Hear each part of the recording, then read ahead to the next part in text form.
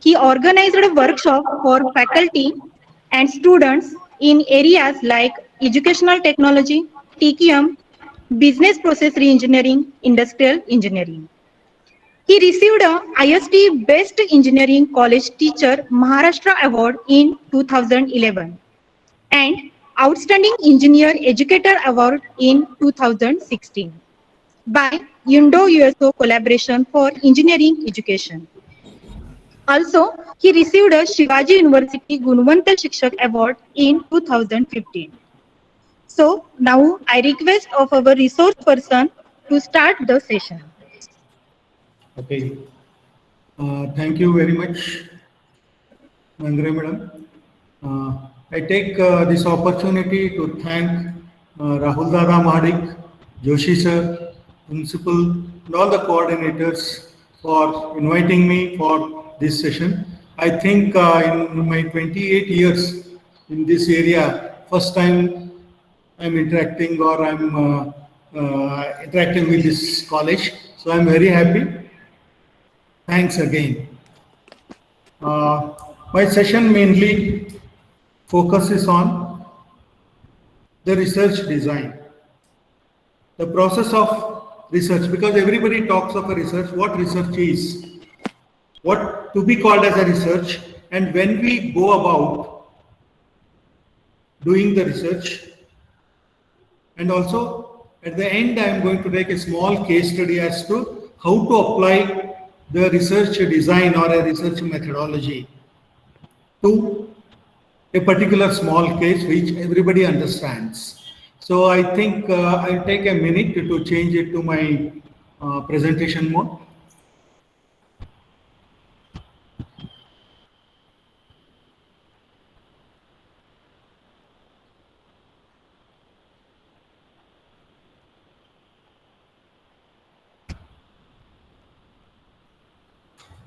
Yeah, whether slides are visible?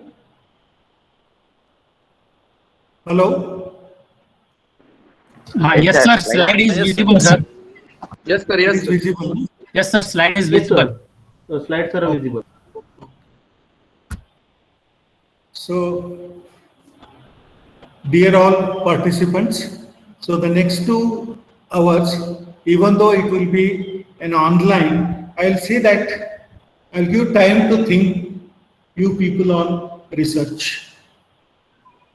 First 10 to 15 minutes, I am going to create a ground for what research is exactly, and then how to define the research problem, and then what is the process of designing the research, and what we go about, means what are do's and don'ts in the research, and I'll take a small case study so that we'll understand how to go about the research problem.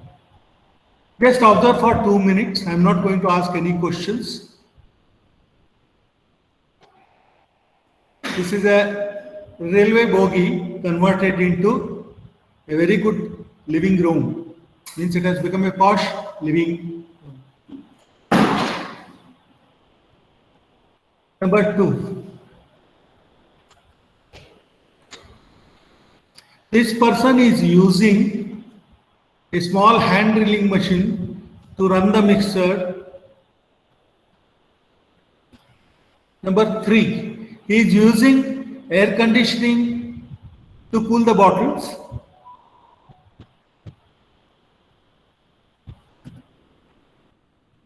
This is a typical post-it note invented by 3M company by an accident. It's not an intentional, it is an accident.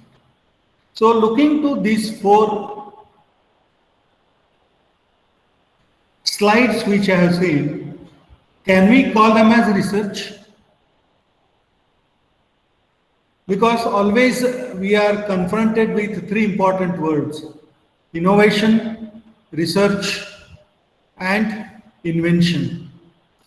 At this stage, it is very, very essential to make a difference between these 2.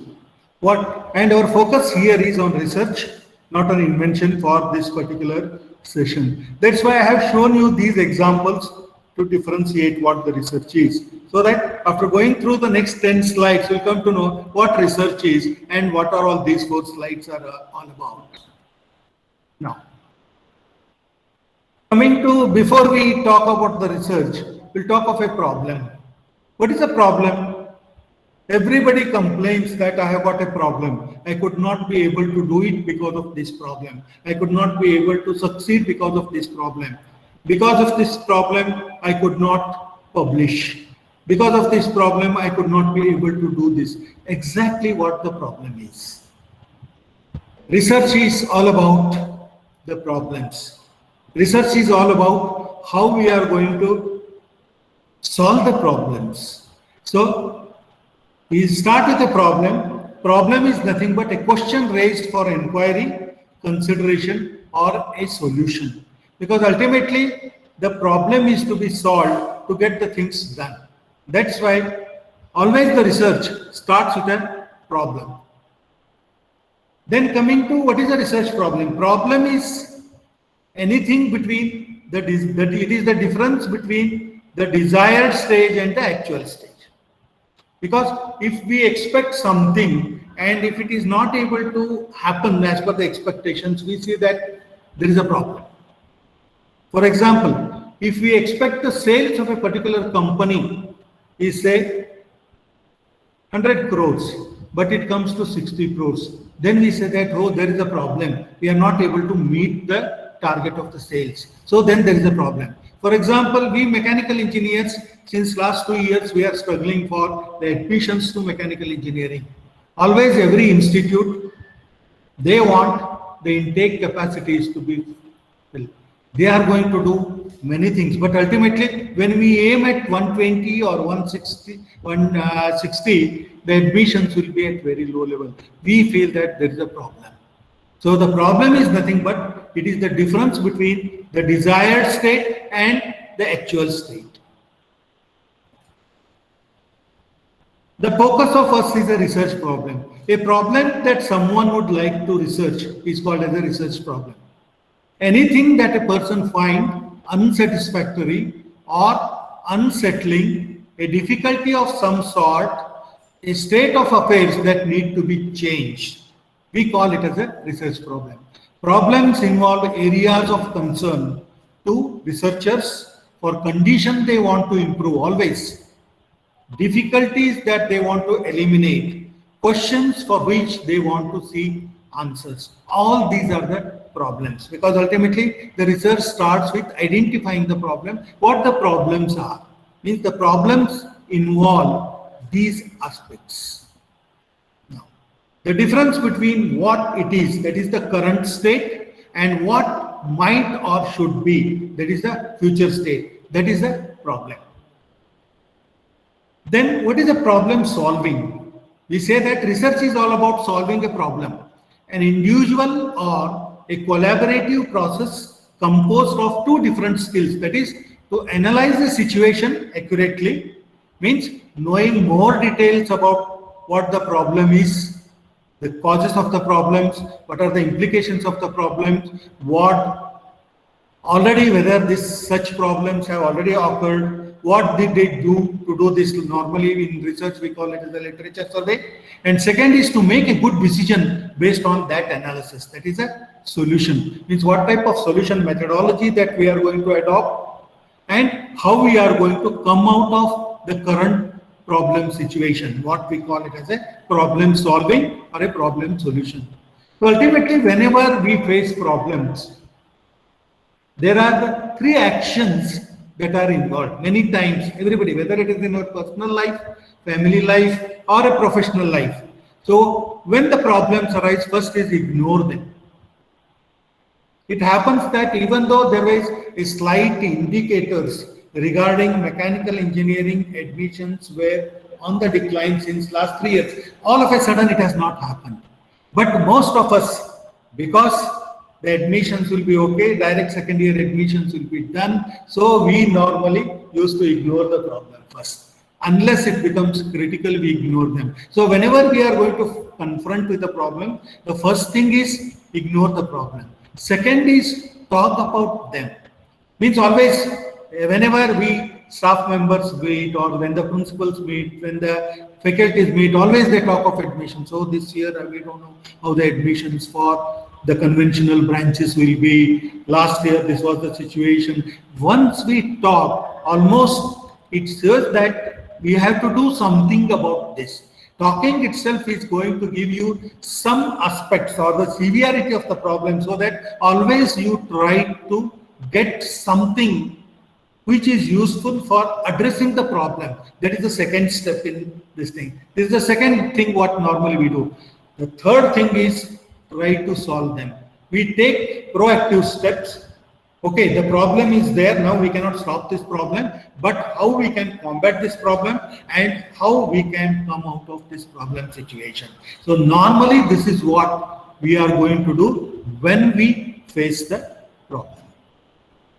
Next. So problem solving is all about, most people spend time and energy going around problems than trying to solve the problem. The most important aspect is, mostly we are going to do the problem. A simple example, again I am talking about the engineering admissions. So everybody is talking about the trend for engineering is coming down. There will not be much preference for engineering except for computer and information technology. Other branches may not be able to get the students because the parents and the students are thinking of putting their kids either to other than the conventional branches, or they are choosing other ways. It may be BCA or it may be any other things. So unless we go to the problem, means why the students are shifting from a conventional mechanical engineering or a civil engineering, which were crowned for all these years, why suddenly it could be able to happen? Is it that who is responsible for this? Whether it is a corporate which are recruiting, or the entire hiring process of corporate, or the technology of corporate which are used to have a mechanical engineer change. What is the problem? We have to go to the root of the problem. Unless we go to the root of the problem, we cannot be able to solve this problem. The same situation of admission happened in US in 2000 and almost it was in 2001 or 2. So the engineering, nobody in US used to prefer engineering, but the entire government took a total change to totally revamp engineering.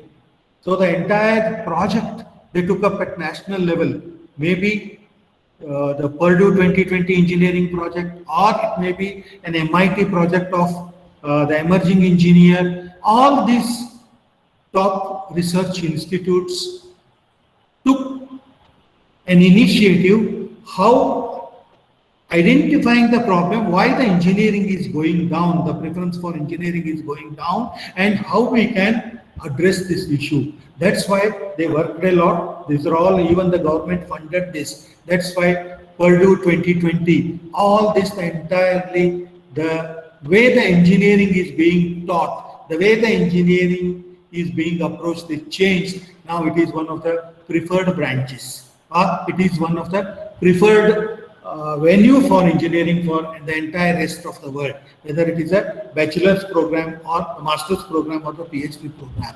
That's why unless we go to the root of the problem and analyze it, otherwise mostly the sales are increasing. The mechanical engineering admissions are engineering, we prepare pamphlets, we go home to home. So if that is the case, if you reach all the homes, all our colleges would have been full, but never happens. But ultimately we have to go to the root cause rather than making just putting an ointment on the wound. That is only a superficial solution is not able to solve the problem. That's why in the research also, when the defining the what exactly the problem is and how we can go to the root of the problem becomes the most important aspect which helps us to solve. So once this problem is solved, it should not recur. It should not be a recurring problem. So that's what the problem solution is all about. So problem solution is all about bridging the gap between where you are and where you want to be. That is bridging the current state and the future state what you desire. That is called as a problem solving. A simple example of a problem identification I am going to give. It is, these are the typical porcelain faucet handles look like, but they are not functional when your hands are wet or soapy. Especially these two, they are used to control the flows. But ultimately, when your hand is wet, you are not able to turn and control the flow. That's why redesigning these handles so that when a person's hands are wet and soapy, they can easily be gripped. Can we call it as a research or can we call it as an improvement? Mostly, these are some questions I am going to ask in between. I insert slides so that you think and come to know what the research is all about. Can we call this as a research? This is what is from the current state to an improved state we have done regarding the design of these knobs which are going to control the flows so that there will be a better grip. To define a problem correctly, a researcher must know what the problem is. That is very, very important. So now coming to the research. What the research is? Okay, we came to know that research. What the problem is? Problem is all about the future and the current state gap should be reduced. Means the desired state should be acquired, and how we do it, that is the solution method. How we do it is nothing but it is a research. So the research is the application of the scientific approaches to study a problem. The most important aspect. The application of scientific approaches. It's not just an absurd method that I found once, I may not be able to do it the second time. No. A scientific approach, when we say it has got a systematic principles, systematic methodology. So using these steps, we are going to solve a problem. That's what we call it as a research. So research is nothing but it is the application of the scientific approaches to study a problem.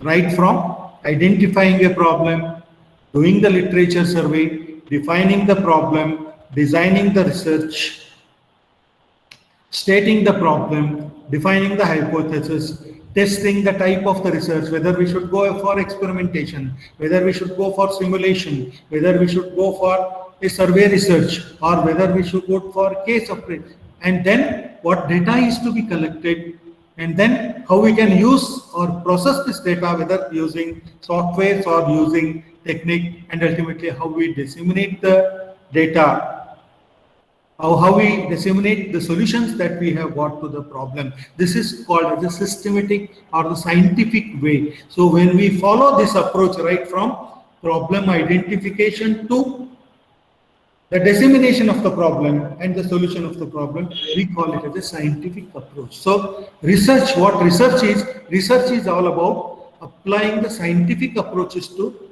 solve a problem. So it is finding out a solution, it is problem solving, it is a controlled inquiry, means concerning a certain event or the events, means we are going to manipulate the variables, we can create the conditions, some conditions we are going to keep it constant, and some we are going to see what will be the effect. All this is a part of scientific aspect of the research. So that's why the research is all about, it is a systematic, controlled, empirical and critical investigation of natural phenomenon guided by various techniques about the presumed. So it is a systematic process of inquiry, the research. It is a goal directed, because always it's not done absurdly. Always we are going to have an objective. So research is always done with a goal or an objective. Means goal or an objective of research is exactly what we want to achieve, is nothing but it's a goal. It is focused on uncovering new knowledge. The most important aspect is not just repetition, what the others have done is not research. It is going to create a new knowledge and add it to the body of the knowledge to help understand the phenomenon, answer questions or address the problems. So research is the systematic approach to obtaining and confirming new and reliable knowledge.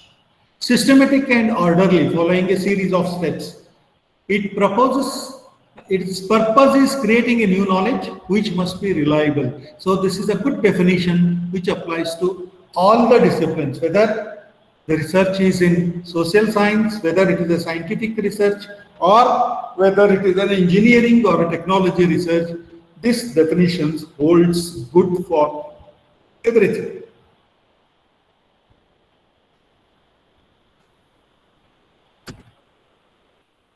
Before understanding what exactly research is, it is very important to know what the research is not. Because most of the time, we do it, either we call it as a research or we do not call it research. That's why first to start with, we should know what is not research. Then we'll come to know what is research is. Just I will give you some of the aspect what the research is not. So research is not accidental discovery. It's very, very important aspect. Research never comes by accidents. Discoveries can be accidental. For example, you know how the rubber was invented, how the tire was invented. Sometimes it may be how the tape that I have shown, that is fixed tape. These are all accident discovery, and accidental discoveries are not researches. During the process of research, you may come out with some accidental discoveries, but it's not a research. Normally, we call them as a byproduct. Okay? Accidental discovery may occur in structured research process, but it's not a research. It is a byproduct normally we are going to do. In doing something, we find out a new phenomenon, or it may be an accidental discovery which was not planned. It's a discovery. Usually takes the form of a phenomenon not previously noticed, because accidental discovery is something totally new, and usually it takes the form of a phenomenon not previously noticed. May lead to structured research process to verify or understand the observations. Data collection. Data collection is not a research. It is one of the steps of the research. It's not a research. Most of the time we say that we have referred 100 papers. We have done the literature survey of 150 papers. We have collected so many information. It's not a research. It is a prerequisite for a research. It is a step of research. So, data collection is not a research. It is an intermediate step to gain reliable knowledge, which people have already done. Collecting reliable data is a part of the research process, but it's not a complete research.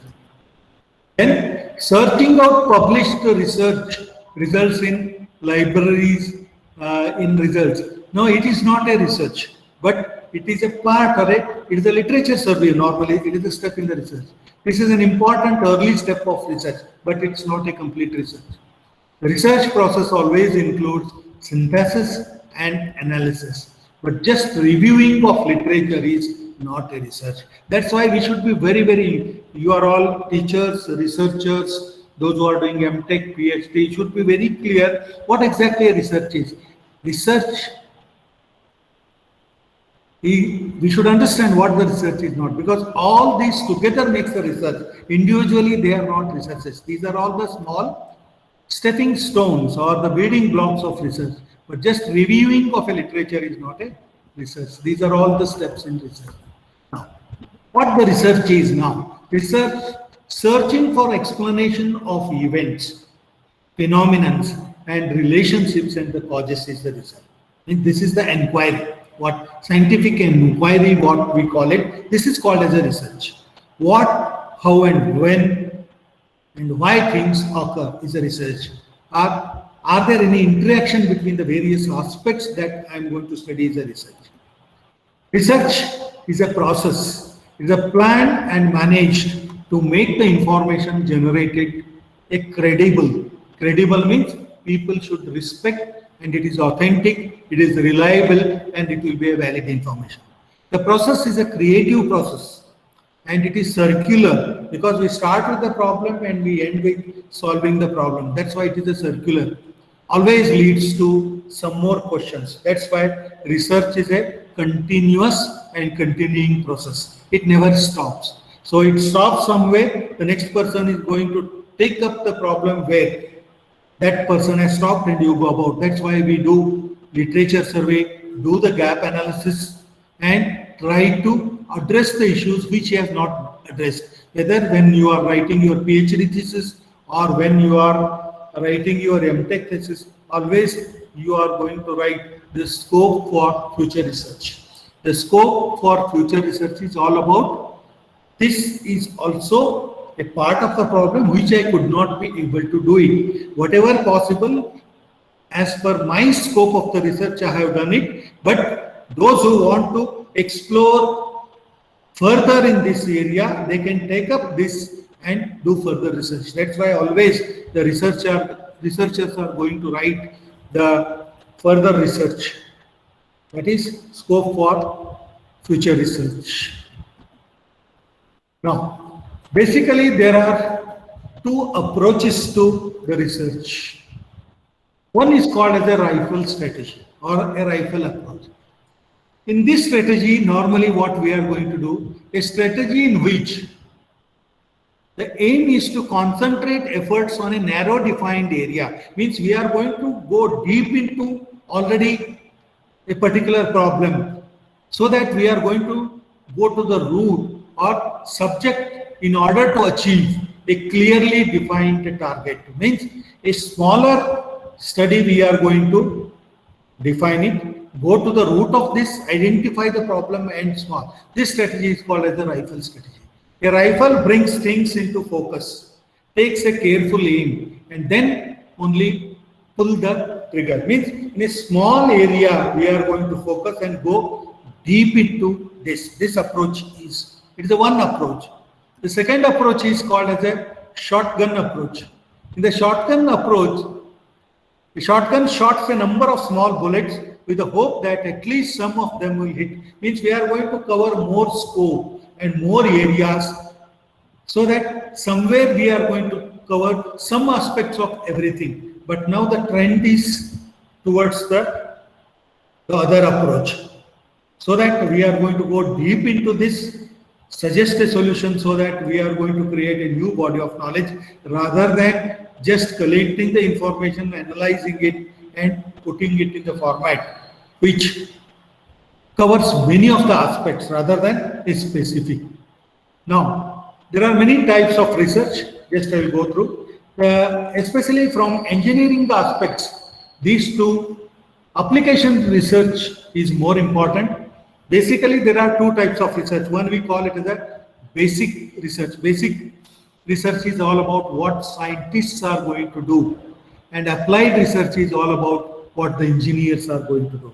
So the basic research, which normally we call it as a fundamental research, is to determine or establish fundamental facts and relationships within a discipline or a field of study and develop principles, theories. Means it discovers new elements, it is going to discover new phenomena.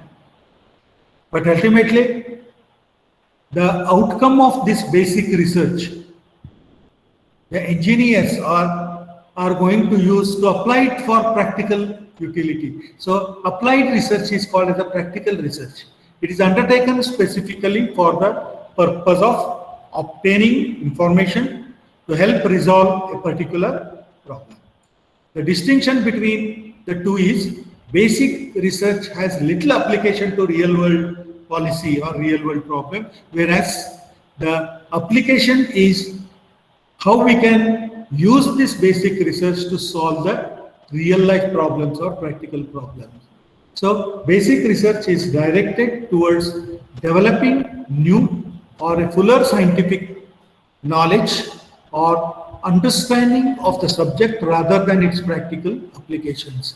Researchers' intellectual capability is triggered and social implications of existing social problems are uncovered.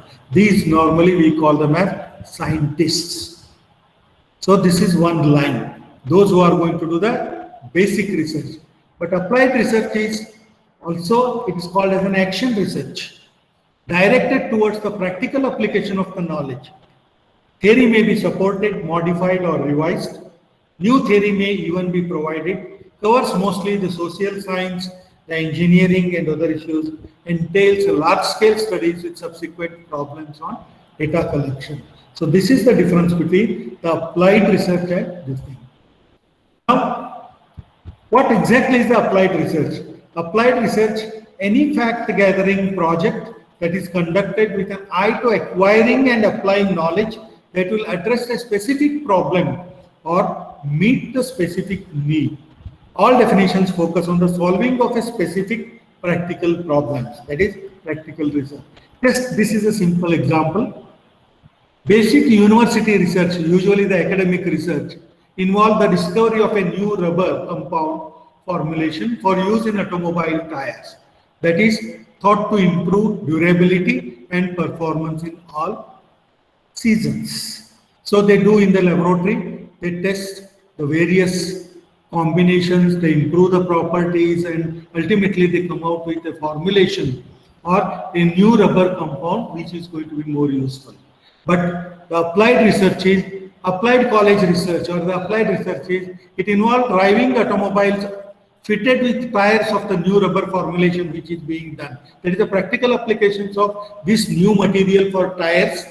It is mounted into tires and it is being used on the road and evaluating the durability and the performance as compared to the existing tires. That is measuring the tread weight, the stopping distance on ice, and all these parameters. This is the difference between the basic research and the application research. Application research uses the basic research, the principles, new materials, new technologies, new mechanisms, and it makes it more practicable for utility.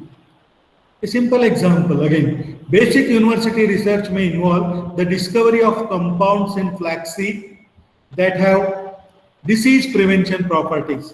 The flaxseed means it is the best for heart. So ultimately they are going to synthesize, analyze, and they are going to come out with the various properties which, whether it is good for heart, whether it is good for circulation, this is all about the basic research. But whereas applied research is, it involves taking the flaxseed or its compounds and incorporating into a palatable food item. They are going to convert this into a food items. That is an applicable research. So this is the basic difference between an applied research and the basic research. Then we have got another two types of researches which normally an engineers will confront.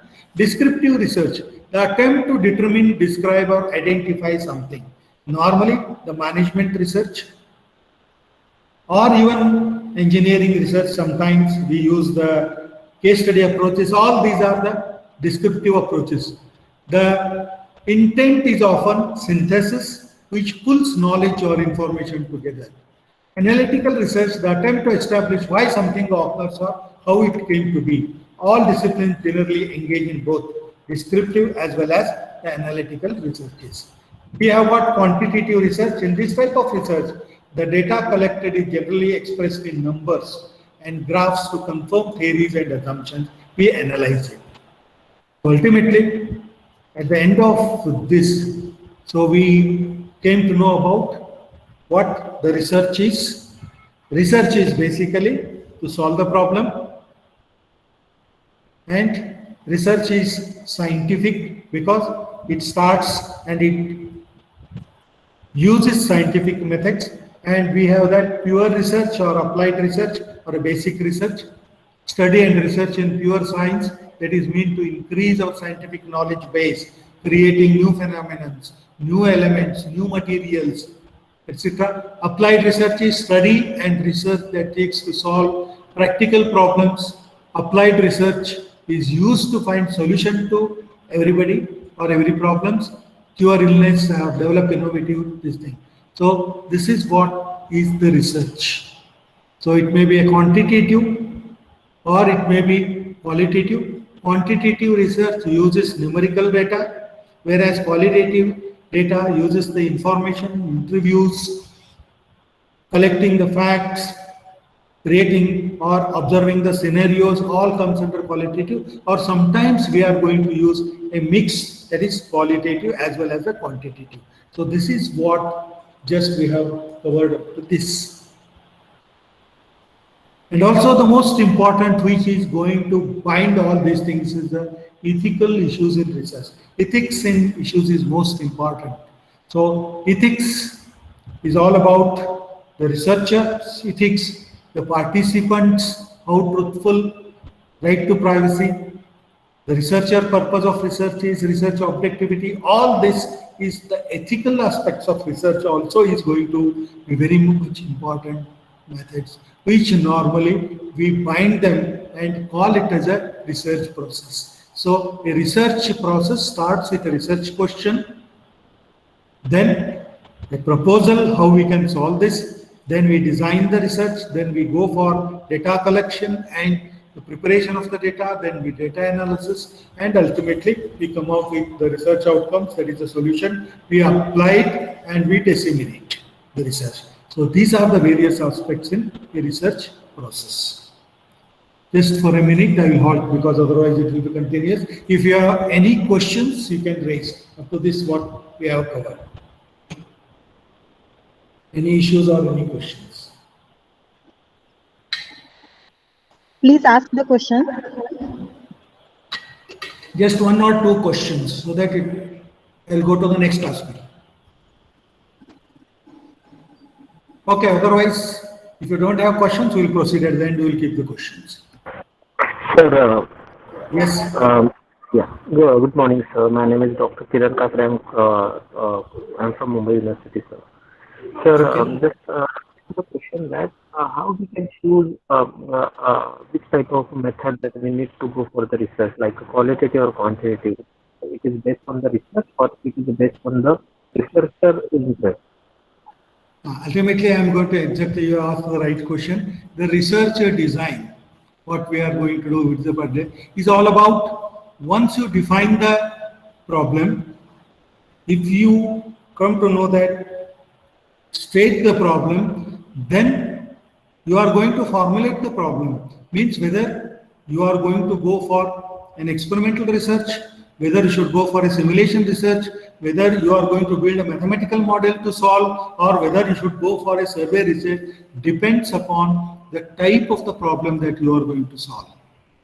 That's why whether you are required to prove the hypothesis or whether you are going to solve the model, mathematical model, it all depends. That's why the first step in research design is based upon your research problem formulation, based upon the type of the variable that you are going to confront, we are going to select what will be the type of research method or the technique which we are going to solve it. Okay? Yes, sir. Yeah. We'll come to that. Okay. A simple guideline just I have to, when to use qualitative or when to use quantitative research. A thumb rule for deciding whether to use qualitative or quantitative data is using quantitative analysis. It works better if you want to confirm or test something. For example, in testing the hypothesis, we use quantification because we are going to get the data. We are going to design the questionnaires, we are going to get this, and ultimately we are going to analyze this data using statistical techniques, or maybe we are going to use statistical software to prove or disprove the hypothesis. So normally when there is a hypothesis, we go for a quantitative. Using qualitative research works better if we wish to understand something, concepts, thoughts, and experiences. For example, if some company or some firm has developed a new technique for enhancing the efficiency of a particular department, maybe improving the productivity through a technique. In that case, the case study approach will be the best. That is a qualitative. Means we are going to observe, we are going to have an interview with them, we observe the things, how they have done, what approach they have done, so that The selection of whether qualitative or a quantitative depends upon the type of the problem statement or the type of the problem that we are going to select it. For most research topics, you can choose between qualitative, quantitative, or sometimes mixed models. Especially the social research and management research is going to go for quantitative as well as the mixed models approach. Which type you want depends on, among other things, whether you are taking an inductive or a deductive research approach, your research questions, whether you are doing experimental, correlational or descriptive research, and other considerations such as money, time, availability of data. So that's why in the research design, we are going to pre-decide which method works for that. Okay. So qualitative data is more challenging to analyze. Especially it is very easy if you collect the data either using softwares or some techniques, you are going to analyze the data, you are going to come with a conclusion. But qualitative data is more challenging to analyze than the quantitative data. It consists of images, text, videos instead of numbers. The interpretation is very, very important, because if you misinterpret, the problem may lead to something else rather than a solution. Some conventional approaches to analyze the qualitative data are qualitative content analysis, thematic analysis, discourse analysis. There are many techniques which we may not be able to discuss. The research statement, that's why when we say that we come to the problem statement, there are 6 important elements which are very much required to have a research statement. Number 1, information about the research topic that provoked the study. What made you to go for this topic is most important. Means your motivation. Always while writing the thesis, you write the motivation for this research work. What prompted you? What made you to look for a research in this area or in this topic? That is the most important thing. That's why we write either motivation, or sometimes we call it as the significance of research. All this is the main. What will it, whether it is an MTech thesis or whether it is a PhD thesis, we start with this. Why we have chosen this topic, how important this topic is to me, and why it is important, and why this topic is important to the others. That is, for whom I am doing this research. So information about the research topic that provoked the study is most important thing.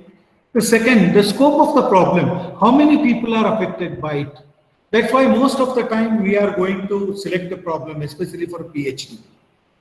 Or maybe means we get the degrees, but ultimately whether my PhD thesis, which I have worked for 3 years, 4 years, 5 years, is useful to somebody. How many people are going to use my research rather than just me getting the PhD degree? Of course, you are going to get, or you can earn the degree, but ultimately 4 or 5 years of your efforts, it should not go only with a certificate that you are going to get. You may get promotion, you may get certificate, but ultimately how useful this problem which I have solved is to the society. That's why defining the scope is very much, means because of my research, whether it is an MTech project or whether it is a PhD project, how many people are affected, whether a same company is affected, or whether a group of industries are affected, or whether the community is impacted. Have I added a new knowledge to this area which is not being done? That's why defining the scope is very much important. Means how my study is going to help how many people. How many people is not the number, but how I can extend my outcome of the research to the various people who can use and take benefit out of this. Why it is important to study this particular problem, we have to establish. All these things are very, very important before we go for a research.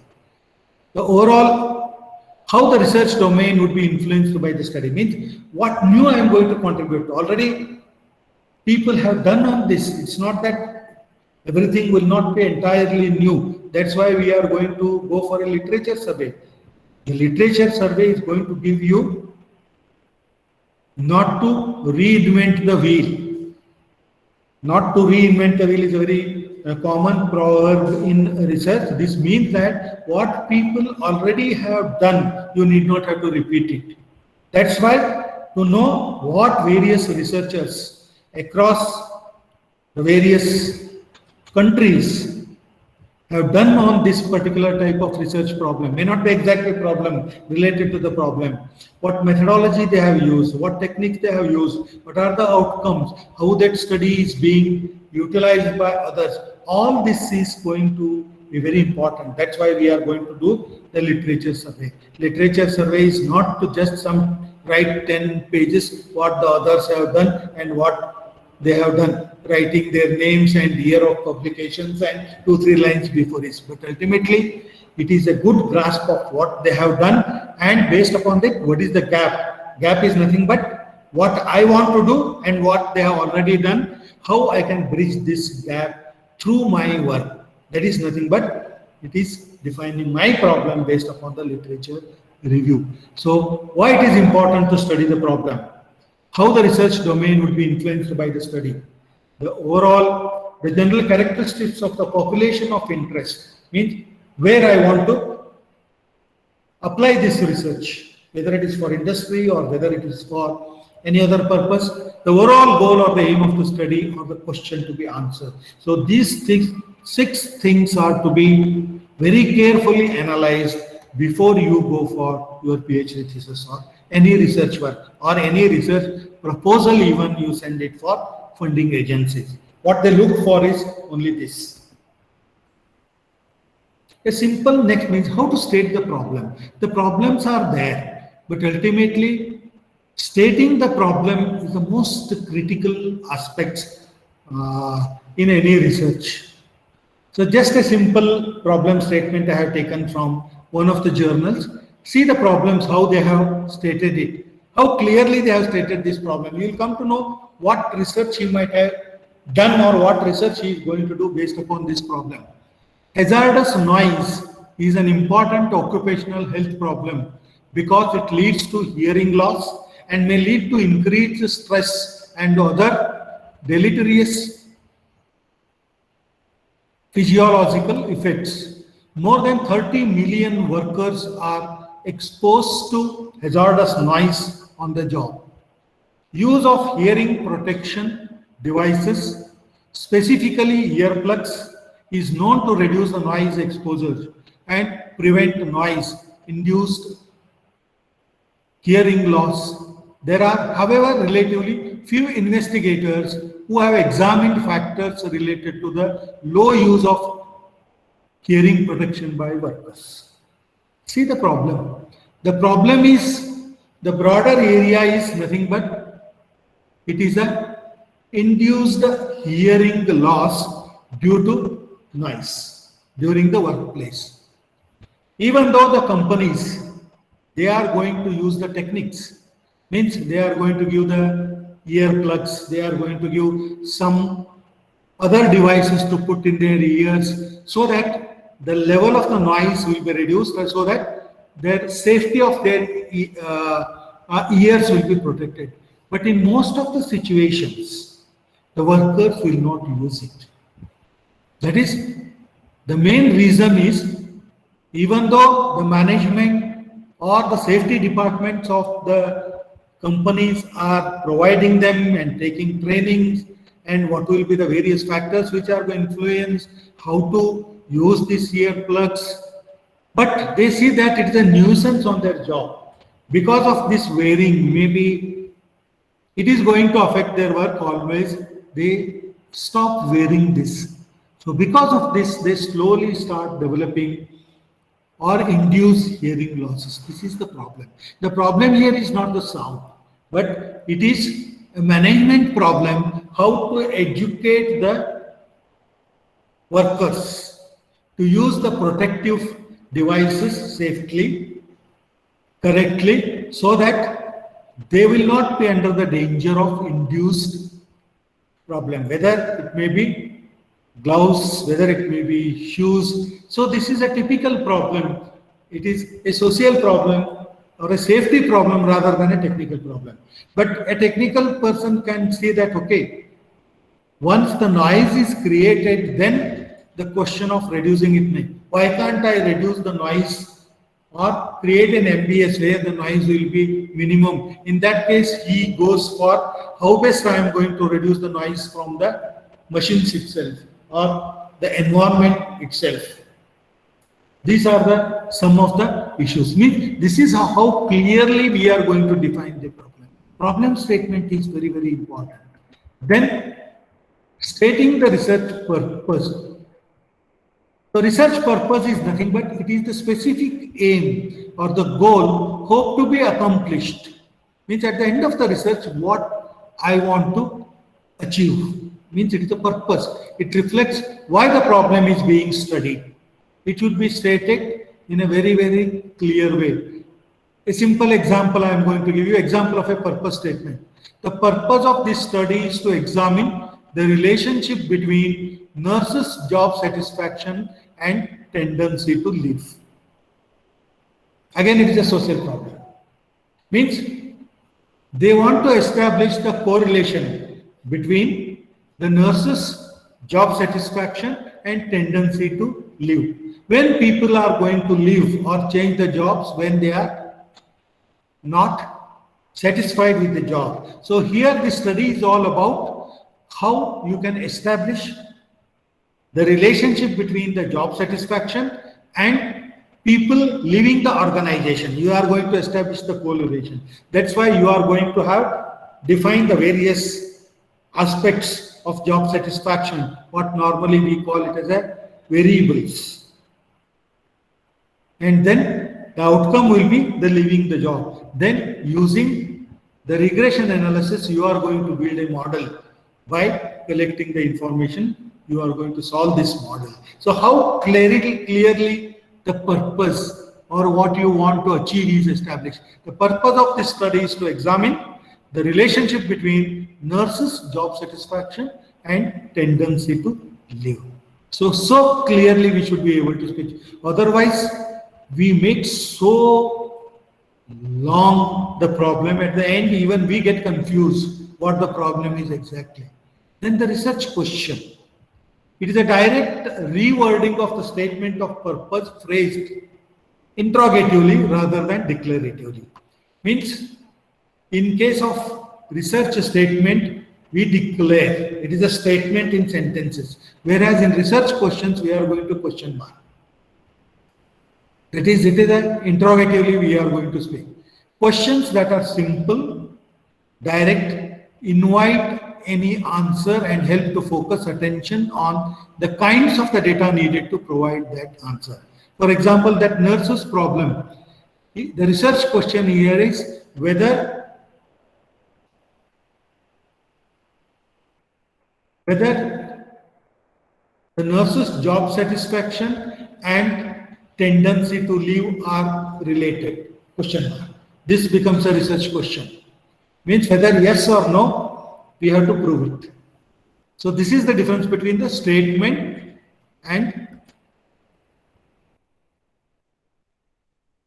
what is the relationship between the nurse's job satisfaction and their tendency to leave the work setting. This is a research question. Just a minute, go through this small story.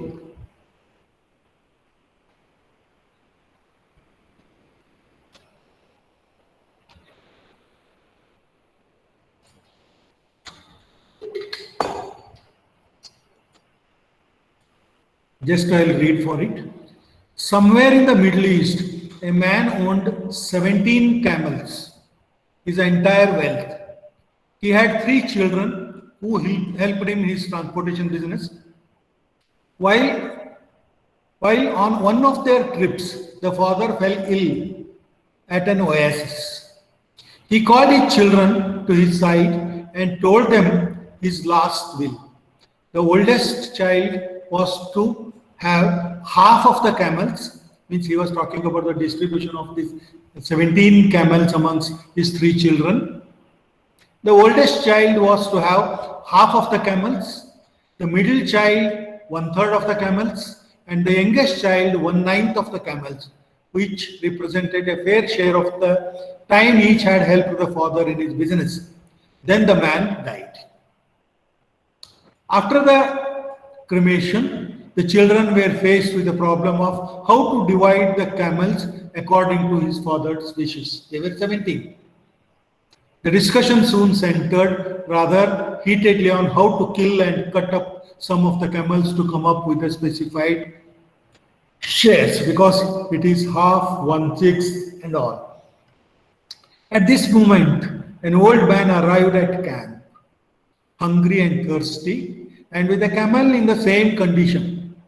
The old man listened to the argument for a while and then offered to solve the dilemma by giving them his camel, if they would provide shelter and food for him for the night. The children agreed. Means now the count become 18. 17 what his father has left, and 1 this person, a stranger, has given. During the night, the oldest son decided he better leave his share of the camels before the old man, or his siblings had a change of heart. So he went away with 9 because he wanted 50%. So out of 18, he took 19. Later, the middle child awoke, noticed the 9 camels gone, and hastened to depart with 6.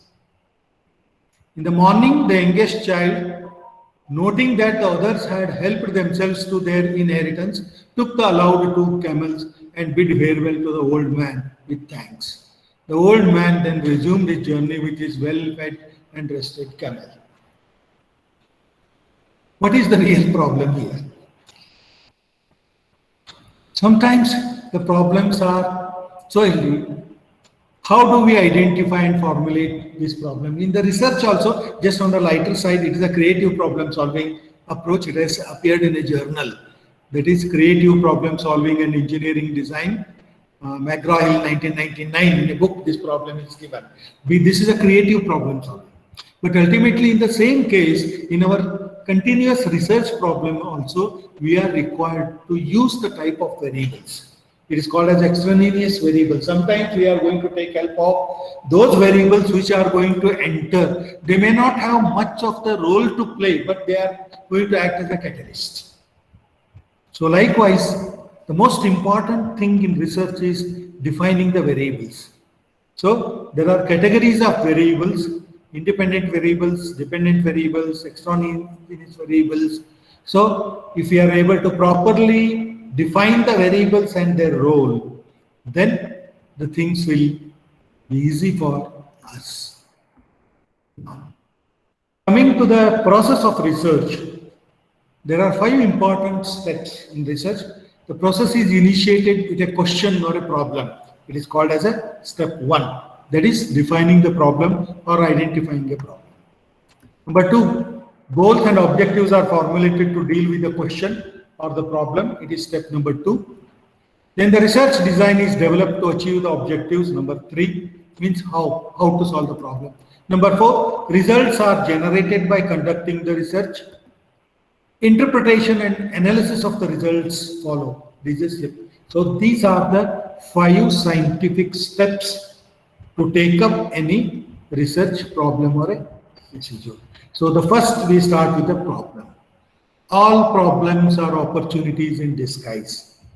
Even in the pandemic, people say that there are many research, there are many solutions they are going to come to solve these problems. Always, these are the problems which are going to tell the people to explore for new. That's why if there were no problems in this world, the entire world would have died. Because always we have got challenges, we have got this thing, and always we want to enhance the quality of work life of us, quality of life of people. We need more comfort.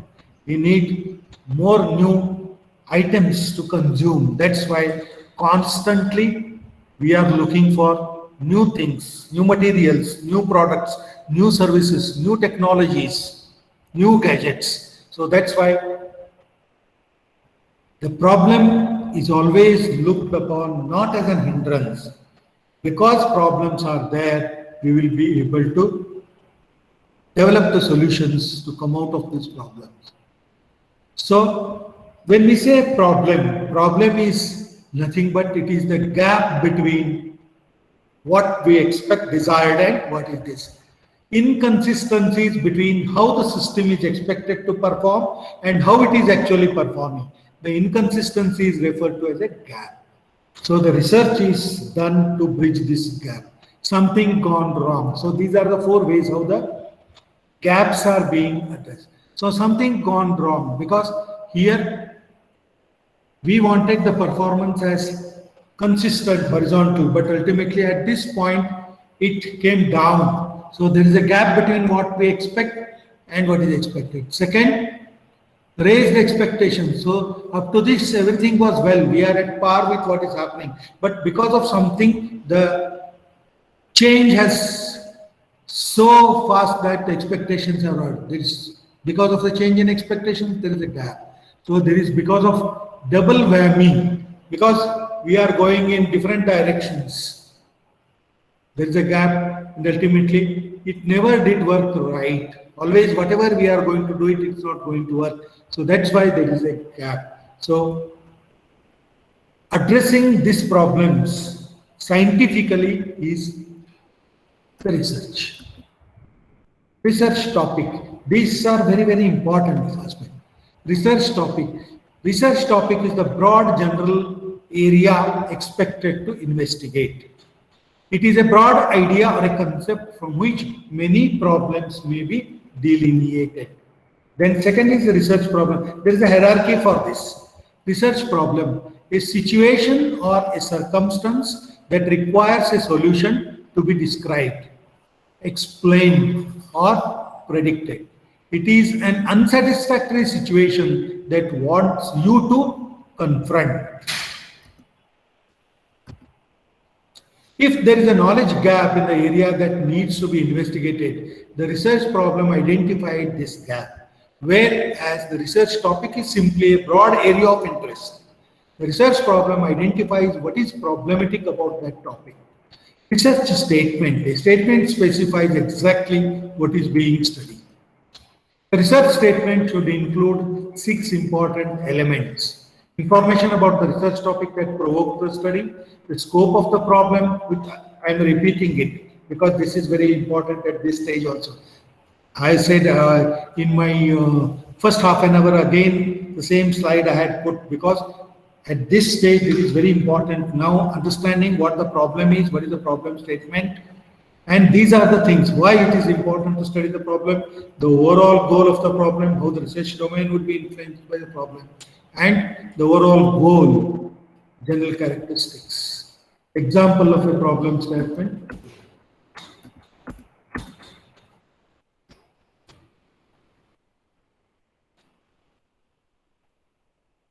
Now, development of a research problem. How we go about researching a problem or developing a problem. Write down the general area of interest. Means usually sometimes it happens that, okay, I want to do the PhD, in which area I should go in for?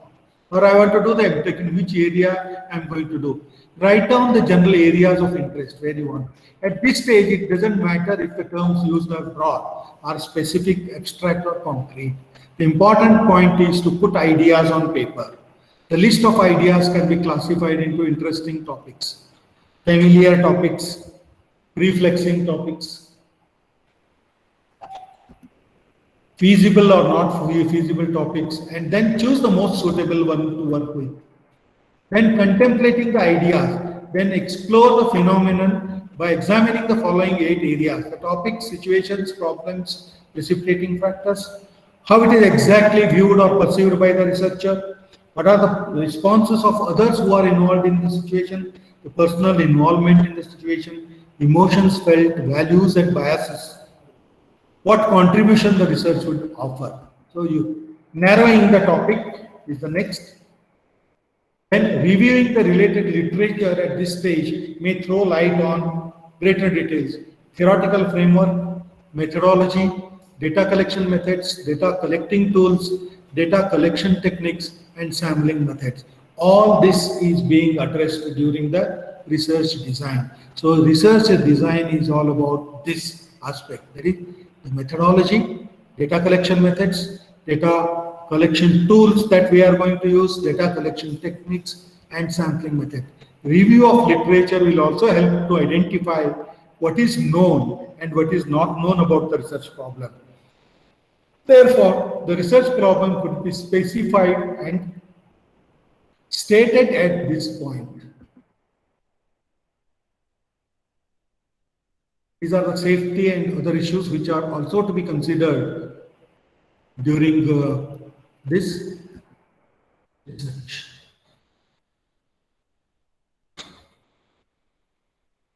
How we get the research ideas? It may be everyday life, maybe a professional experience, practical issues, burning questions, past research or literature. Research often generates more questions. Disagreements among studies can lead to worthwhile research, professional meetings, discussions, journal. All these are, even visiting exhibitions, all these are going to give you research ideas. So research topics will come from observations, behaviors, concepts, theories, testing of assessment, and interventions. So a simple example, again I am going to give you what I have covered from the topic, just a simple example from medicine I have taken. Topic is side effects of chemotherapy. Actually, chemotherapy is a treatment technique in case of a cancer. So the topic is, broader topic is side effects of chemotherapy is the topic. Research problem is nausea and vomiting are common side effects among patients on chemotherapy. Interventions have been moderately successful. Now, new interventions that can reduce or prevent these side effects need to be identified. This is the research problem. Statement of purpose. Purpose is to test an intervention to reduce chemotherapy-induced side effects. Specifically to compare the effectiveness of patient-controlled and nurse-administered antiemetic therapy. Research question is, what is the relative effectiveness of patient-controlled therapy versus nurse-controlled therapy with regard to medication consumption, control of nausea and vomiting in patients on chemotherapy? Hypothesis is, there is no difference on the effectiveness between the patient-controlled and nurse-controlled antiemetic therapy with regard to medication consumption and control of nausea and vomiting of patients on chemotherapy. So ultimately, the research is all about to test this hypothesis. Hypothesis is the statement, either it should be a null hypothesis, means accept what is the hypothesis, and if it is rejected, it is called as a null hypothesis. Alternative hypothesis means it is not true.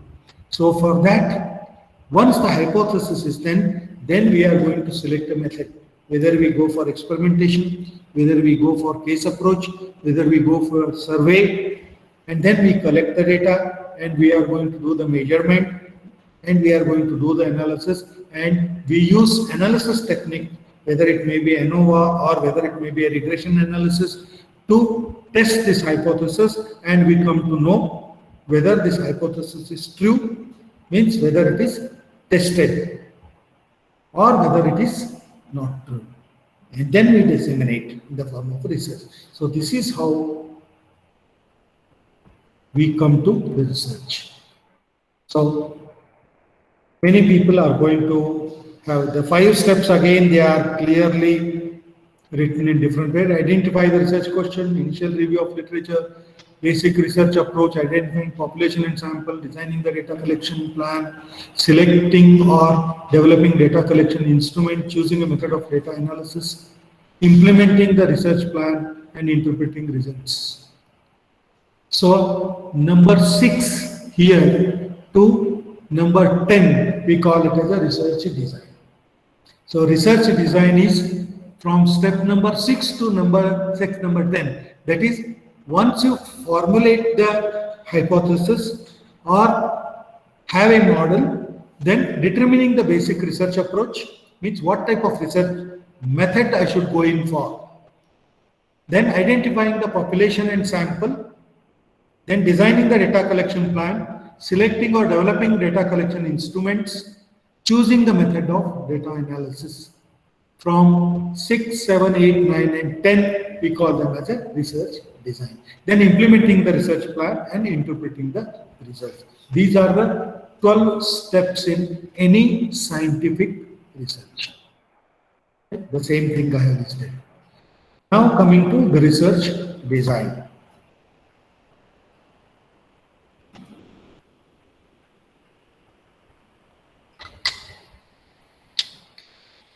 Research design is nothing but it is a blueprint of research, how we are going to conduct the research.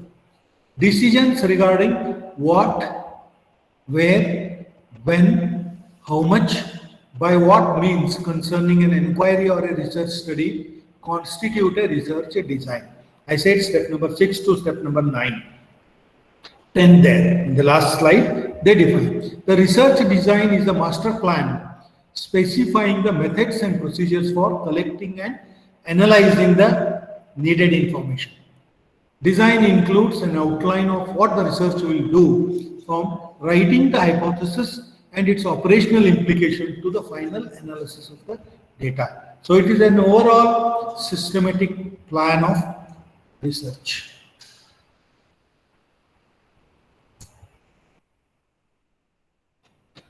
A research design is a conceptual structure within which research is conducted. It constitutes the blueprint for the collection, measurement, and analysis of the data. These 3 steps are more important.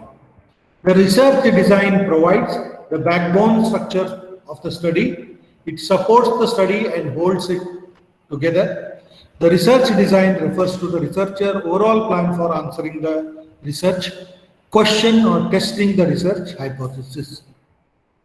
Research design. So the research design, it should be the first, the design strategy. The design strategy is what will be the type of the research we are going to select, what will be the purpose, means why we are selecting this method, what will be the time dimensions, what will be the scope, what will be the ambience or the environment which we are going to do it. It is a design strategy. Then we come to the data collection design. In the data collection design, whether we should go for sampling or whether sampling design. Again, we have got different types of samples, whether we go for a simple sampling or a stratified sampling or a multiple sampling, random sampling. Then once we select the sample, what will be the number of samples, how we are going to randomize the samplings, and then how we are going to collect, what are the measurement instruments, what will be the validity, what will be the reliability of these instruments, whether they are calibrated or in case of experimentation, or whether they are validated in case of survey instrument. All this will be a part. Then we go for pilot testing of the instruments. That is the pilot study. Then if we need any revision, we are going to do it. It's a reverse. And then we accept it. And then we go for a research instrument. Whether it is an experimental setup, in case of a experiment, it will be a survey questionnaire. In case of a survey design, it is called as a research instrument. Research instrument is not a measuring instrument. The entire thing, what is being used to collect the data, we call them as a research instrument. So types of the research we are going to decide, whether we go for qualitative, whether we go for quantitative, whether we go for experimentation. Purpose of the study.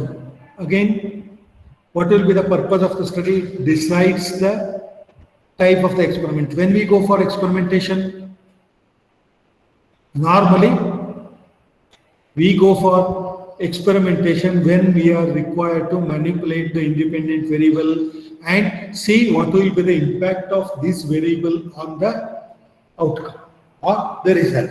In that case, we are going to conduct the tests by varying the variation. There we go for experimentation. So experimentation is the best method because we are going to actually vary, means we may vary temperature, we may vary the speed, or we can vary a single variation, or we may more than one factor, and see what will be the impact. We are going to measure the outcomes. So that's why we can designing an experiment is itself is a total different study depending upon the type of the research, what type of experiments we are going in for. Whether we are going in for a factorial design, whether we go for a Taguchi design, or whether we go for any other types of fractional factorial experiments, ultimately we decide how we are going to go. For example, we go for simulation. Sometimes what happens, we are going to build a model. It may be a mathematical model. Mathematical model is nothing but it is the relationship between the variables and the outputs we are going to express in terms of equations, mathematical equations, what normally we call in research as symbolic models.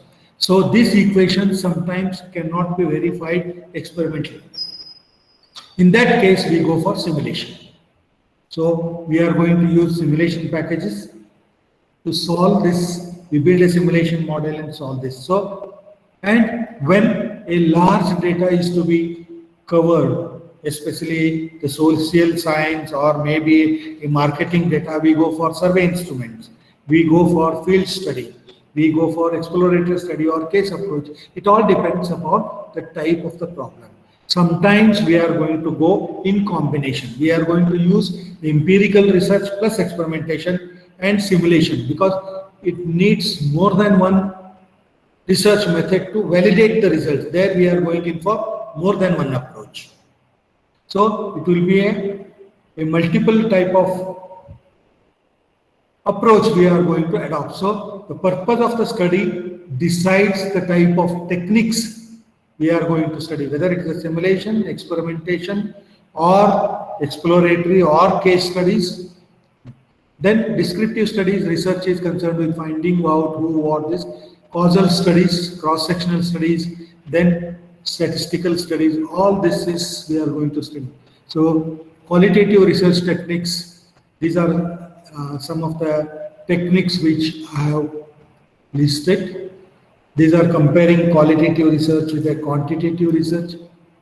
Then hypothesis testing, formulation of preliminary hypothesis, refining this, collecting the data and hypothesis testing. And data collection, this is also a part of design. So investigate the questions, measurement questions, observation approach, behavioral, personal, all this, how we collect the data becomes an important aspect in a research design. Instrument design. Then sampling design, what type of sampling, how many samples are required, how we go for testing, because ultimately the sample should be a representative of the population. Because whatever the research that we are going to do on a sample should be generalized. The results are going to be generalized. That's why we are going in for a representative sample. That is the sample, whatever the results that we are going to get for a sample should be the results for the entire population. Then the various sampling techniques that we are going to use. Then pilot testing. It is meant to detect the weakness in the design of instrument, any modifications required, we are going in for this. And these are the most important aspects while framing all these things: validity, reliability, and practicability.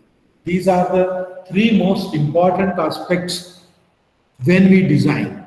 So validity is nothing but what data is able to be generated across persons, setting, and times, reference to sampling.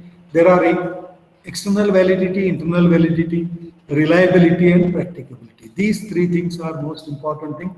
What is validity? The term validity refers to whether or not a test measures what it intends to measure. If you want to measure something, it should be able to measure exactly that thing. If it is not measuring, the entire your test what you are going to do or the instrument that you are going to do is not valid. So validity is nothing but whether or not a test or an experiment measures what it intends to measure. On a test with high validity, the items will be closely linked to the test's intended focus. There are several ways to estimate the validity of a test, including content validity. These are statistical methods which we are going to use during pilot testing, whether your instruments are valid or not. Validity is not. Again, validity is we need to find out if our research is sound. Do our test measure what they claim to measure? This is validity. No. Reliability is we need to be able to measure or observe something time after time and produce the same or similar result. It is a consistency of result, because once you measure the reading is X, again somewhere if you measure it will be X1, the difference between X1 and X2 is too large, it's not acceptable. So there should be a repeatability. Repeatability is nothing but the reliability of the test is nothing but it is going to have a similar results irrespective of who measures it and what time you are going to measure.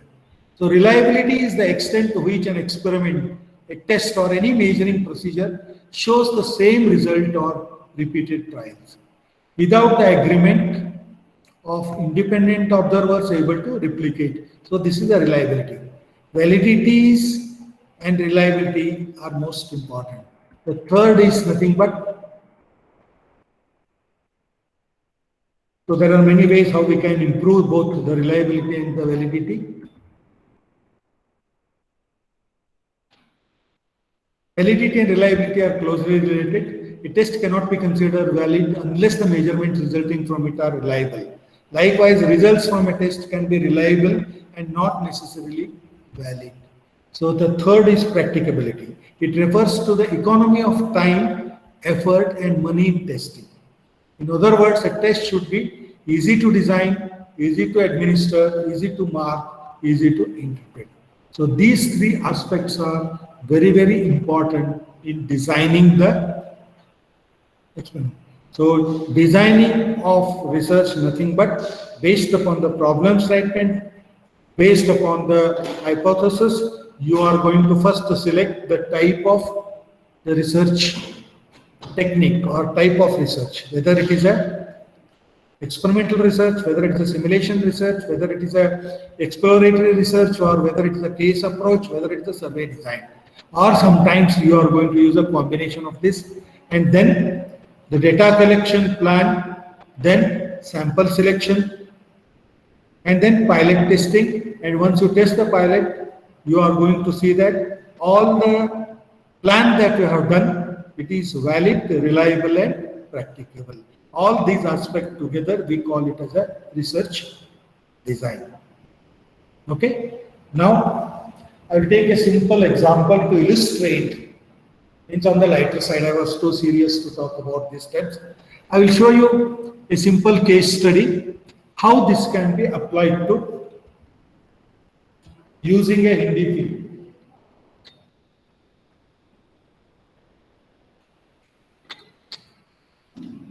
So that we'll understand the things in detail. I think most of you have seen Tare Zameen Pe, the picture. It's all about a problem child. That is Ishant Awasthi, the name of the kid, problem child from Tare Zameen Pe. So I'm going to illustrate the research through his case.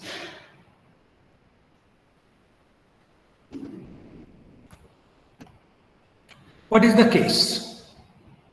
Ishan Nandakishore Awasthi, the story's leading character is an 8-year-old boy who dislikes school and fails every test or examination. He's not at all interested in the school. He finds all subjects difficult and is belittled by his teachers and classmates. He used to get insulted by the teachers because of this nature of him. Let's assume that Ishan's parents have appointed you as a Ishan's mentor and guide to take care of his issues or his problems. Your task is to help him in his academics and help his parents to understand his problem. The first step you need to take is to conduct research on Ishan's problem and then suggest a solution to the parents. So this is a typical case which we take it. Step number 1 in any research is selecting the research topic. Already we have selected the research topic. Basic step in research. Research is possible in marketing, banking, insurance, engineering, transport, everywhere. In marketing, we have areas of research such as product research, price, everything. Primary decision in research process is to select the research area. Okay. Now, define the research problem. Step number 2. The second and the most important step in research. A problem well defined is half solved. Nature of the problem determines the type of the study to conduct, what we have just said. Symptoms, for example, declining sales, profit, market share, or customer loyalty are not the problem. These are the symptoms of the problem. Symptoms of the problem means sales is decreasing, profit is reducing, market share is sinking, customers are not buying repeatedly because of something. Means these are not the problem, these are the symptoms of the problem, effects of the problem. But ultimately, to define the problem, we have to go to the root of the problem. Ishan's problem is not lack of interest in studies. Otherwise, we could have solved it that teacher should make the class interesting so that you will be interested. The problem is not that. Ishan's problem is not lack of interest in studies, misbehavior at home, not listening to parents, lack of focus, a problem child, very mischievous, etc. These are the symptoms. These are not the problems. Because of something, he is behaving like this. So a researcher, for example, has to, with the same problem, we have to identify these. These are all the symptoms of the problem, not the problems. A research problem must be accurately and precisely defined. Otherwise, the task of designing a good research is difficult, or it will go waste. So marketing problems may be difficultly related to opportunity related. Conduct a situation analysis for that. Very much important. Go into the situation, try to understand. It provides the basic motivation and momentum to further research. Try to understand the problem. Look for various sources. Get the right answer to the question. What exactly do Ishan's parents want or need to know about him? The basic question to address is, what is Ishan's problem? The symptoms which show that Ishant has a problem are lack of interest in all these things. In the same way, a company's problems may become apparent from this. Because we read in the newspapers and we come to know that this is the problem, we take it as a problem and write a solution.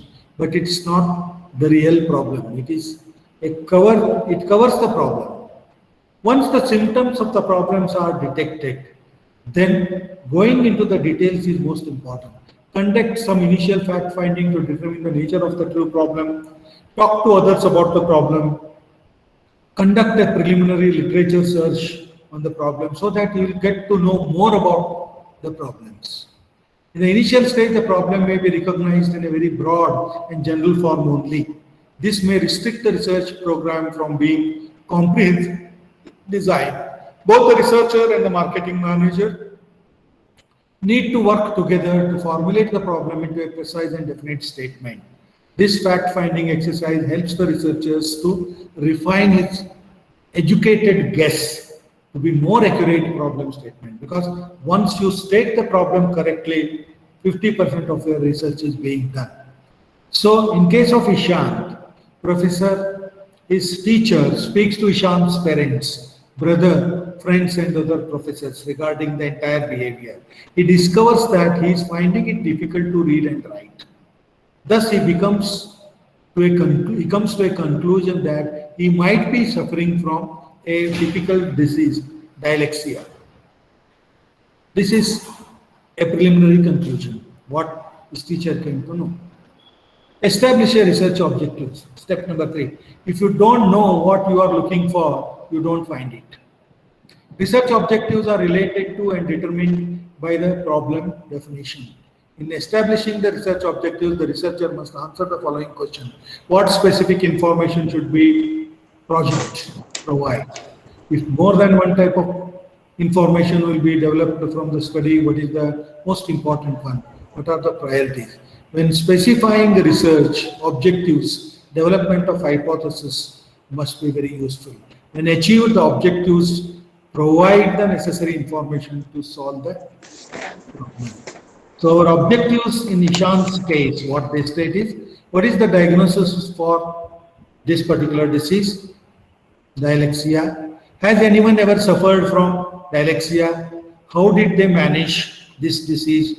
How to manage this disease and how to help Ishan? These are the various objectives which are being kept in this particular case.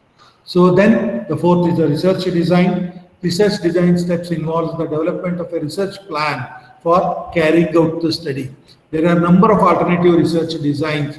The choice will largely depends upon the research purpose. So it may be qualitative or it may be quantitative. You may go for exploratory, there is a focus group observation, others. It may be a survey research or it may be a laboratory experiment or field experiment. So what type of research will be suitable for Ishans is the exploratory research. That is 1678. because this disease is in a particular small in number, you may not generalize this. That's why you should go for a typical focus group who are suffering from this or those who have suffered and cured. That's why exploratory research, that is a focus group study, is the best research method for this. Specify the information required. What will be the primary information? What will be the secondary information? Design the method of collecting the data needed.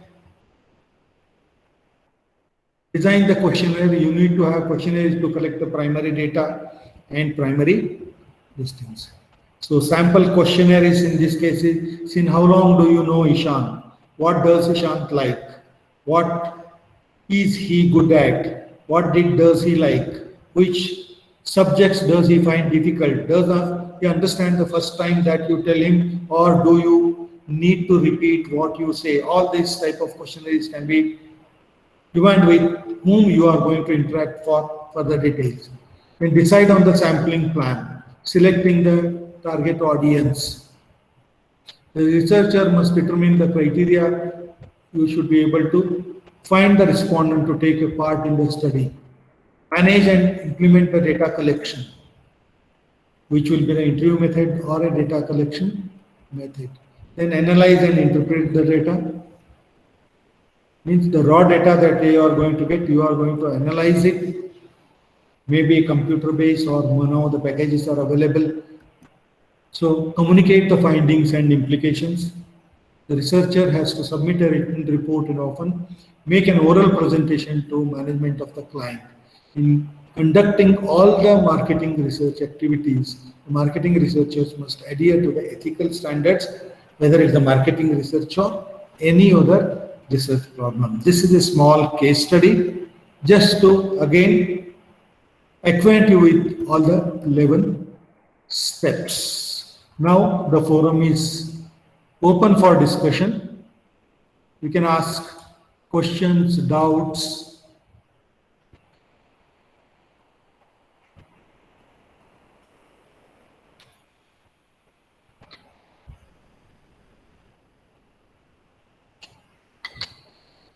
Feel free to ask any questions. Whatever I know, I will be able to.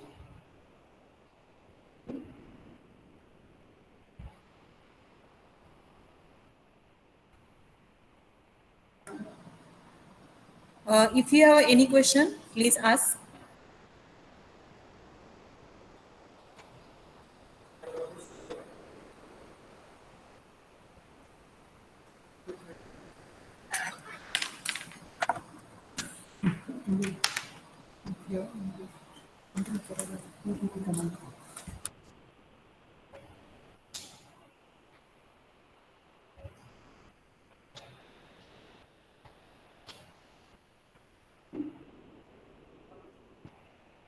Wagmare sir, how are you? Chandan Wagmare sir.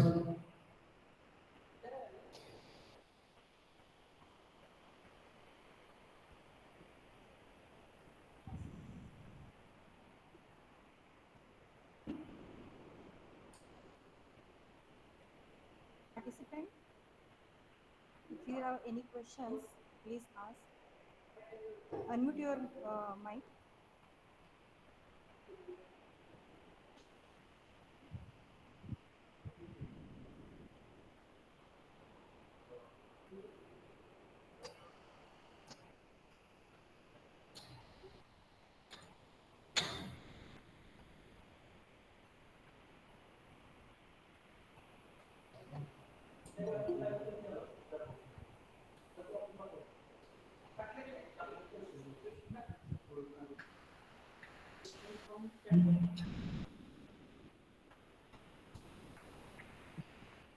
There are some questions in chat box, sir.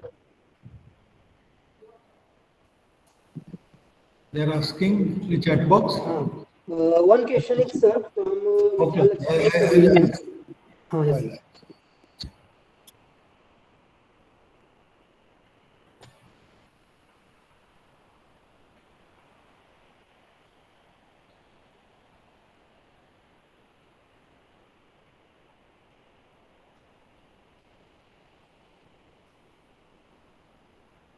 Yeah, somebody has Mr. Tejal Pore, you have asked research proposal should be based on which things and at what are the primary data collection and study required for that.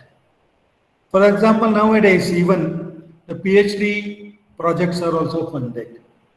So what they look for in a research proposal is nothing but it is a concise document explaining everything, right from title of the projects to what will be the outcomes of this project. It starts with the title, it starts with the problem, then the literature survey, means how you have arrived at this problem, you have to justify it. That is a gap analysis.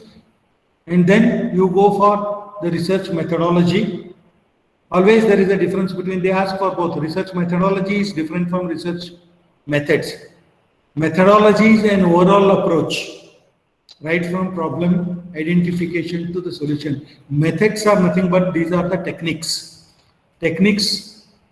Methods are techniques. So you have to go in for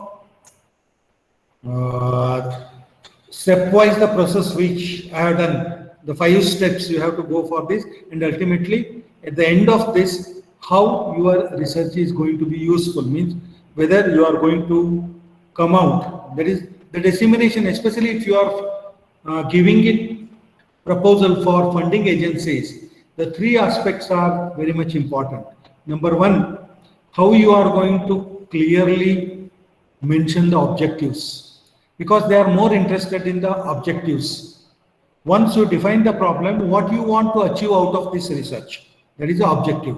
So once the objectives are stated, maybe 2, 3, 4, and then what methodology that you are going to adopt for research, that what we call it as a research design, whether it is an experimental design, whether it is a survey design, or whether it is an exploratory design, and then how you organize your study, that is a research method or research design. Means what are your, whether you go for experimentation, what are the instruments required, how the measurement technique will be, what will be the reliability and validity of this, whether your experimentation, how valid your results are, because ultimately what will be the calibration status of your equipment in case of all these data you are required to give it. In the end, how you are going to analyze this data and what will be your conclusions. So how you are going to, your conclusions, whether they are in line with the objectives that we are going to. Normally, most of the time we write conclusions and objectives are not related. You are going to write the conclusions, how you have achieved, how you achieved and what will be the status of achievement of your objectives, how you have achieved. That you are going to write in the conclusion, and at the end, ultimately how you disseminate your research is more important. Whether you want to go for publishing it in journals, you go for peer review, or if you have developed a novel technique which nobody has worked it, you can go for patenting and commercialization. So these decisions you can take during this process, so that ultimately what people look for is the objectives, how you are going to do the research, and how you are going to analyze the research, and what will be the outcome expected. This is what normally it is expected by any funding agency. Thank you, sir. Thank you so much. Yeah. Can a research topic involve solving multiple research questions or only one research question?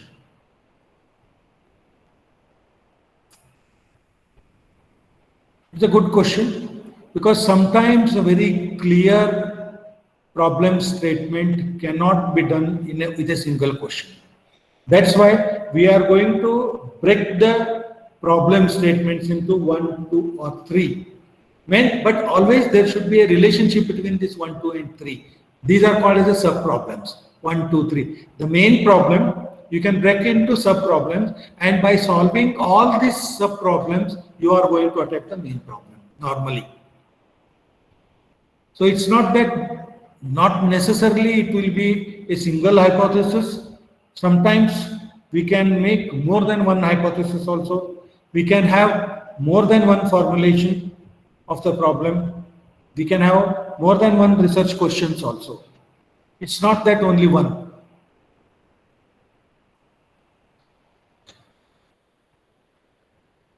Okay. Actually, just a minute.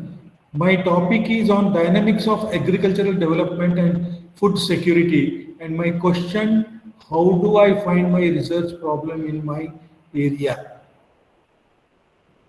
Dynamics of agricultural development. Means what exactly, if you are able to reflect, what exactly dynamics of agricultural development means? You are talking about the various new things happening in the agriculture you want to talk, or maybe the new methodologies that are coming in agriculture you want to talk. Means what exactly, how you define the development? இது heat வந்துச்சான்னு கேக்குறீங்களா? Hello? Heat சொல்றீங்களா? என்ன heat வந்துச்சுன்னு சொன்னாங்க அங்க வந்து எனக்கு போயிடும். I think if you are able to make the question more clear, I will be able to respond. சரி. Or you can send me an email. My email is with the coordinator. You can send the email, the details. Definitely, I am going to help you and respond you for this question.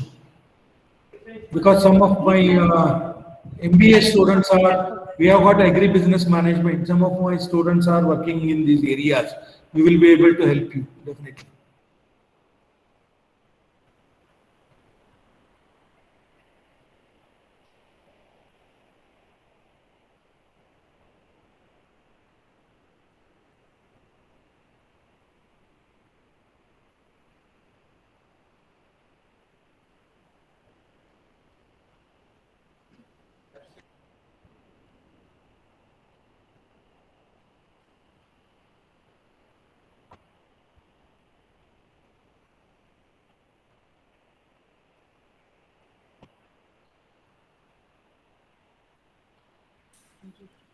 There is one question in chat box, sir.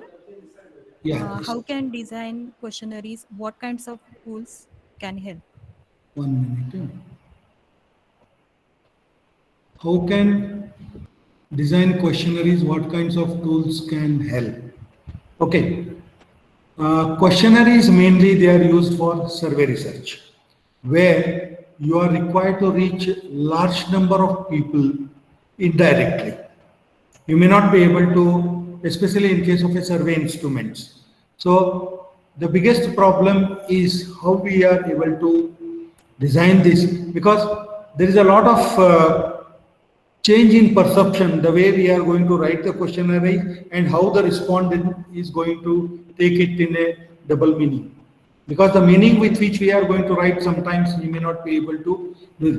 That's why a pre-writing, you have to write a pre-page, what will be the objective, what is the intention, and how you are going to organize this study, so that you are going to help the question. And questionnaire design again depends, there are many types of questionnaires. You have got a Likert scale, because different scales are there, Likert scale, ratio scale, and then you are going various ranking methods. It depends upon the type of the study. Means if you need yes and no type of answers, the type of questions will be different. If you want to have a rating that is from 1 to 5. Means it will be a graded rating. 1 is worst, whereas 5 is excellent. In that case, you are going to use it very easily, and you can computerize the programs for assessment. It will be very easily. But ultimately, the wordings are more important. It's not that most of the time we are not going to ask direct questions. What is this? What is that? But ultimately, in the first one page, you are going to involve the respondent who is going to answer to your questionnaires, create a scenario that positively that I am going to read the questions. Otherwise, most of the questions many people will get now, they will just pick and send it because it is obligatory to send them back. But ultimately, each question is important and it contributes to the outcome of that poor guy's research. That's why keep the questionnaires minimum, because if you are going to have 30, 40, 50 questions, nobody is going to read them. That's why have a good number of questions and also have a scale, and also it should not be, there will be a reversing of scale. There are many techniques which I could have discussed. Reversing of scales in the techniques. For example, sometimes 1 is best, 5 is worst. Next question will be 5 is worst and 1 is best. Occasionally you have to insert these types to break the monotony. Otherwise, we will be the way the students give the feedback 1, 1, 1, 1, 2, 2, 2, 2, 2. To break this monotony, we have to have a different scaling, and they should be mentioned in the questionnaires so that the respondent will be cautious to read this. At least first thing is he should read it and then he should respond, which is right. That's why formulating using appropriate word and unambiguous and simple, he should be able to understand. You are not going to show your subject knowledge in the questionnaires. Means by asking very tough questions or some of the questions which he doesn't understand, it's not going to make it. That's why make it simple, understand, because your objective is you want to get the realistic response from him.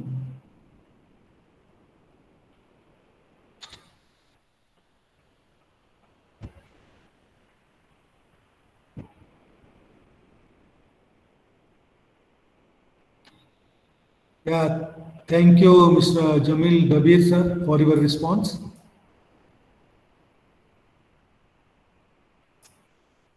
Just fell short with 2 kilometers.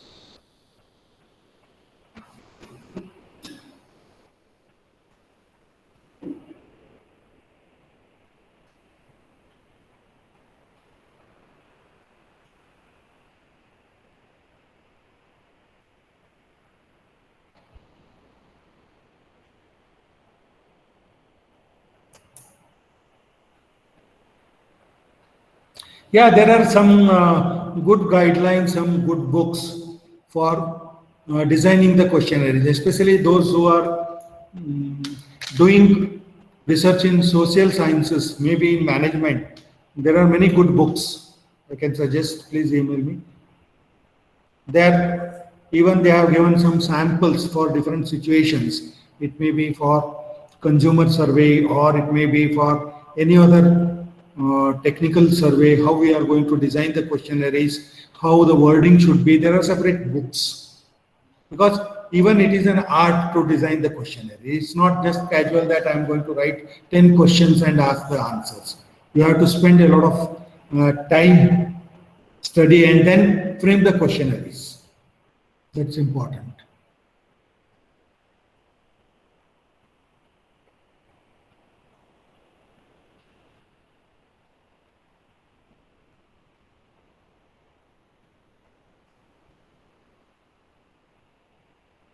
See, madam, yeah, now you are talking about the agricultural problem, new things in agriculture. How do I find research problem regarding the matter?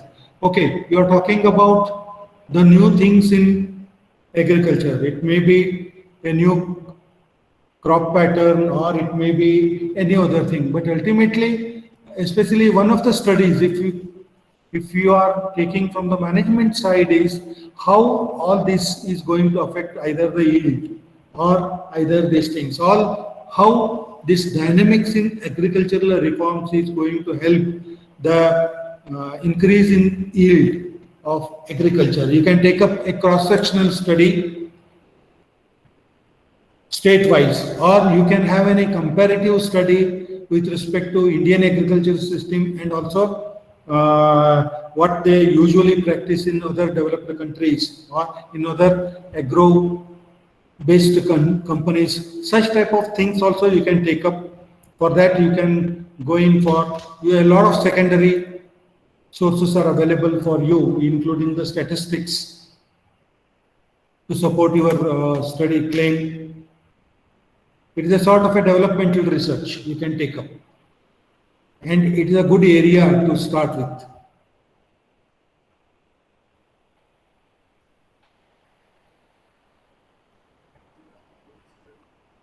Okay, sir. Yeah, please. Can I conclude the session? Yeah, please. Okay, sir.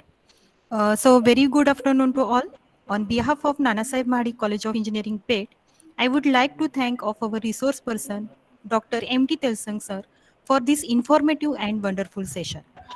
I would like to thank of our Executive Director, Mr. Mahesh Joshi, Principal Dr. A. Mirze, Vice Principal Mr. N.M. Sani, Head of Mechanical Department, and all my colleagues faculty. I also I would like to thank last but not least of all the participants. So I would like to personally thank our resource person Telsang sir for accepting of our invitation. Once again, I thank one and all present here, and I declare that today's session is over. Thank you. Thank The you. feedback link that will be available on WhatsApp group at 2 p.m. Thank you, sir. Thank you.